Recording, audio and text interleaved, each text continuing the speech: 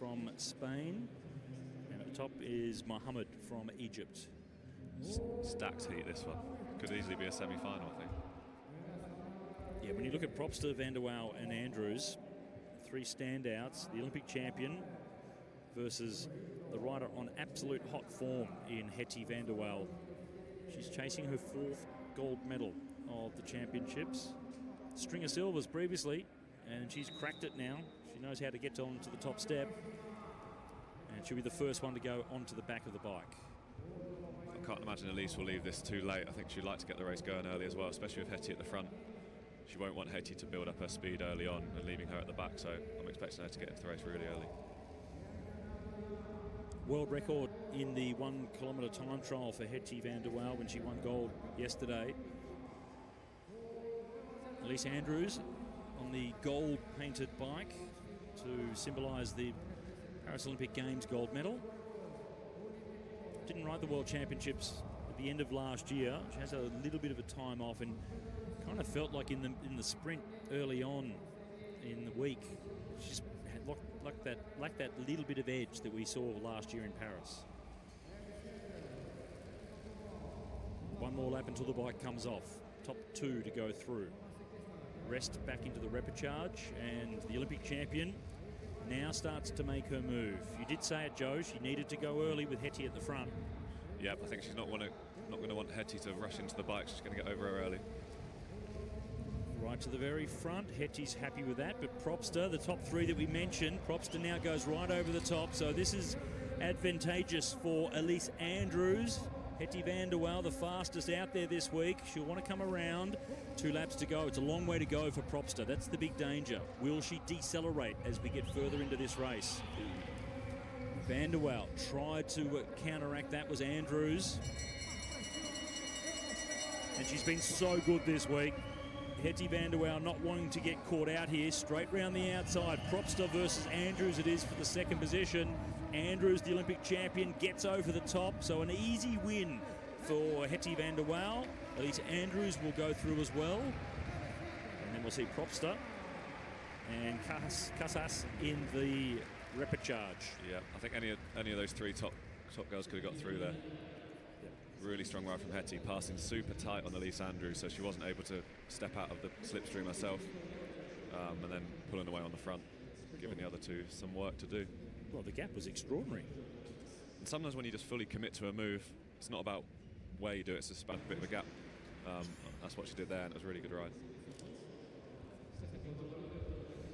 Well, there's the gap. She's been so quick this week. I think props to here, it's a battle of attrition there. One of them's going to get there. She's in the slipstream, but Elise Andrews was able to power over. Yeah, the gap just a little bit too big for Propster to really gain an advantage with Hetty's speed in front. And that's the difference between this race and the ones before. The front rider in the races before was able to accelerate their speed up close to what the attacker was, where there, Propster wasn't. Heat number 4 now. And a little bit more of an even spread between the favourites in this one. And for the first time, 6 riders will come onto the start line, making it a little bit more complicated. Jana Belikova, saw her in the sprints, finishing in 4th place. Gaviera from Colombia. Jobnikova from Czechia, Italy with Miriam Fecci. Netherlands represented here again with Kimberly Cayley. And then Marlene Kavaka from Poland. It's quite a hard to predict race, this one. Yeah, this is much more even match, isn't it? Be a little bit more dynamic with the extra rider compared to the other ones. Last year's world sprint champion in Emma Finucane is in the next heat, so she'll be the clear favourite there. And, well, former world champion Mathilde Gros from France will be in the final heat, but she hasn't had the form that took her to that gold medal a couple of years ago. She needs to do something special. This heat, absolutely, when you look at the entire list, very, very even. Belikova in the neutral light blue colours. So 6 riders for the first time. Once we go through into the next round after the repechages, all of the heats will be with 6 riders. Kavaka down the bottom of the track for Poland. She'll ease her way onto the back of the bike with Gaviria from Colombia just behind her. And it's Berlikova, Fecci from Italy, Keirin from the Netherlands, the familiar orange colours. What a successful week they have had. I think they're at to 7 maybe gold medals. I'll have to check that. Been extraordinary performance from the Dutch team. And right at the very back is Jabonikova, Checha.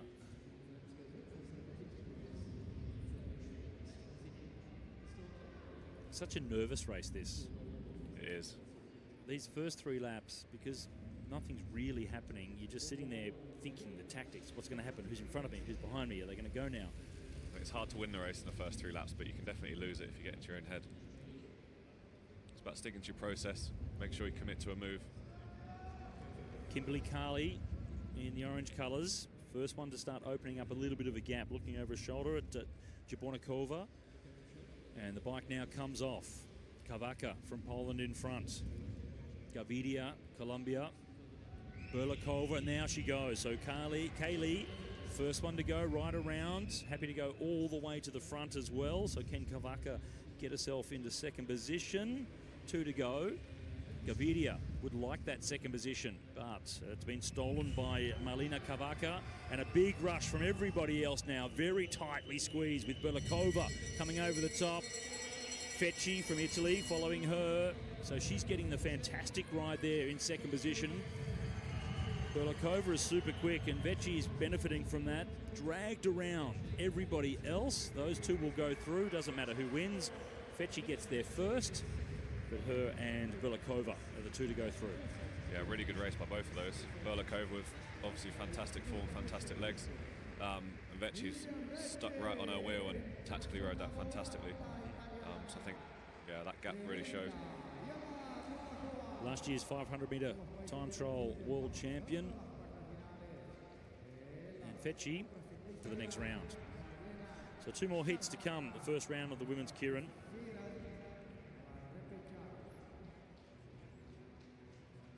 Fairly straightforward racing so far by all of the women. Berlikova showed good race there.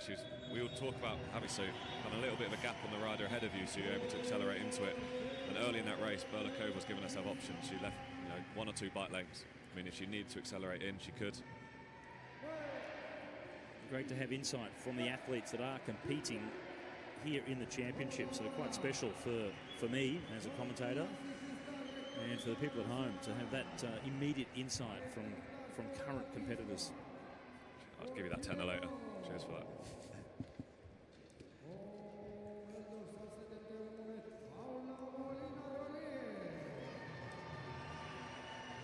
I think it was 2002 was my last World Championships. So absolute up to the minute insight from inside the peloton. Goes back a little bit too far. Heat number 5. And Maud from Malaysia was the rider at the top of the track.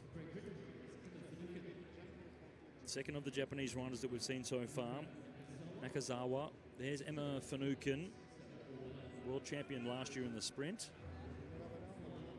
Big cheer, of course, for Paula Molina from Chile. Sarah Orban from Canada further up as well. As we see McKenna McKee. It's Mac time for the American. She's down the bottom of the track, which will be the first one to go onto the bike. There'll be a lot of eyes on Emma in this race.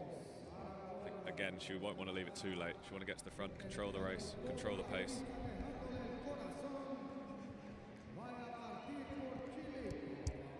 Second of our Japanese riders that we've seen, and the Keirin race originated in Japan. It was after World War II. Very different format to what we're watching here as they get underway. This is Heat 5. Features Emma Finucane as the outstanding favourite. But after World War II, in an effort to rebuild, they developed the Keirin racing. It's all about gambling in Japan, and just to try and get some funds back in to rebuild Japan after World War II. And it has continued very, very profitable for the Japanese riders. Multiple millions of dollars being earned by the Japanese riders. Many of them we don't even know their names because they don't come and race in the international circuit. Yeah, there's 2,500 professional Keirin riders out in Japan. A lot of talent, huge talent pool, and it's really shown the last few years. I was lucky enough to race there myself a few years back, and I'm sure Herco spoke to you about it before. Yeah, Shane Perkins, he went and did a season over there, or a couple of seasons. Tried to convince him to become Japanese, if they would let him. So much money to be had, racing into your 40s. Herco-san. And the bike will come off this time. It's Mac time at the front. McKee will be the first one to hit the wind.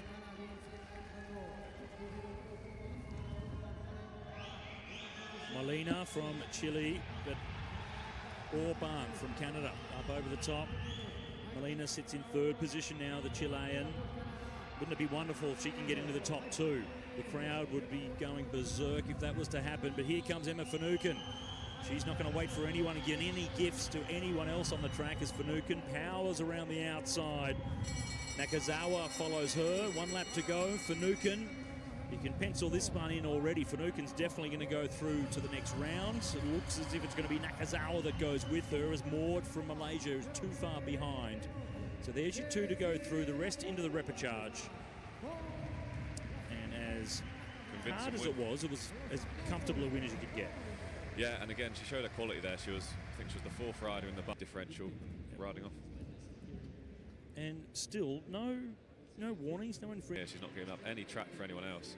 And then as soon as she's cleared, bang, down, under the red. Her partner, Matthew Richardson, looking to get himself into the medals of the sprint, and Emma. Let's see what happens here. Former world champion in the sprint from on a home track in Paris, actually. Mathilde Gros is in this one, a French rider. That was a classic race. I remember that Keirin win. Third of our Japanese riders, Aki Sakai.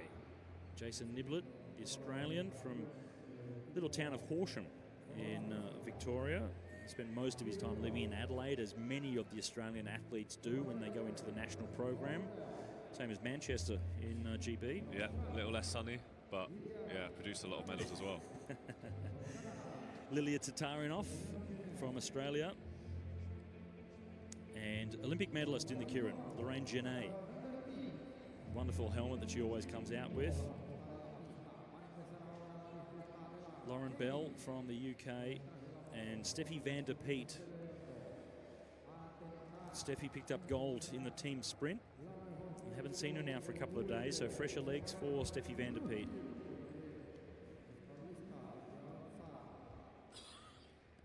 Yeah, again, I think this race is a hard one to call. I think Steffi, again, she'll want to get it going early. Mathilde Gross, she's always strong, always there or thereabouts in the Keirins. Well, you know a fair bit of background on Lauren Bell in particular, so what sort of tactics do you think the British rider would like to employ here? So Lauren's transition from being a P1 in the team sprint more towards a P2 and 3, so I think she's really good acceleration, but she's been working on sort of speed endurance a lot more. So I think there's a few ways she can attack it.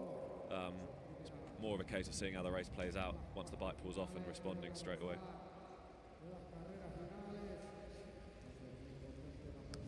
Van der Peet. Then it's Genet, Tatarinov, young Australian, Bell, Gros, and Sakai from Japan, 6th position.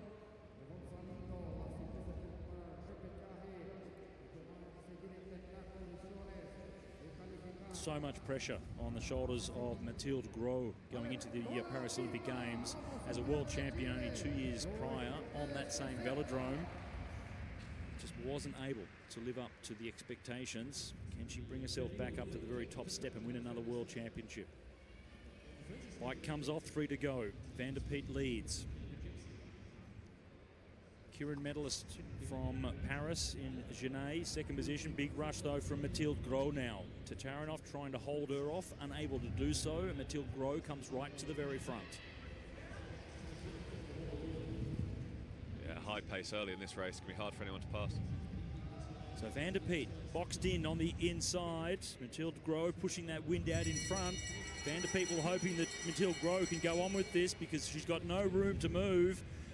Laurent Genet cruises around the outside. Now Van der Piet steps out. Finally, she was able to open the door, but it's been closed again by Bell. Rowe trying to hold on for second. Oh, I think she might have actually on the inside. We'll have a quick close look at that, but no doubt about the winner, Laurent Genet. Yeah, fantastic commitment there, straight over. Again, it's all about committing to one. She opened the gate to get out, but nowhere to go. Closed again as Bell came around. And Lauren Bell there, yeah, really, really long way around, but she's so close to getting it. 2 laps on the outside, not quite getting to the black line. So a solid ride from Mathilde Gros. She has held on, long way from home. Yeah.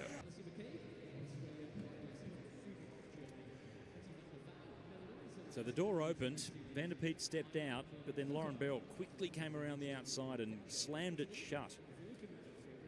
She'll have to go through the repecharges now.